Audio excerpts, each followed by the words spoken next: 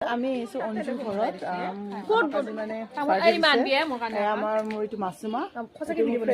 এইটো ববিতা আৰু ৰীমা আছে এটা চিনি পায় মানে গণেশ মন্দিৰৰ স্কুলত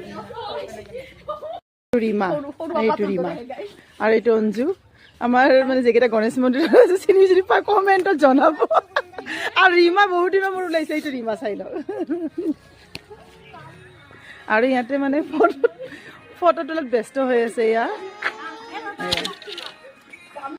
বগৰী খাম আমাৰ ৰীমাই বগৰী লৈ আছে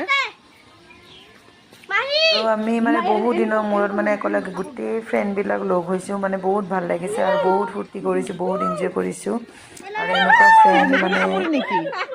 ভাবিলে কতোৱেই নাই আমি যেনেকুৱা মানে নিজৰ মানে চিষ্টাৰৰ দৰে থাকোঁ গোটেইকেইটা আৰু আমি গোটেইবিলাকে বগৰী খালোঁ বগৰী টেঙা খাই মই বহুত ভাল পাওঁ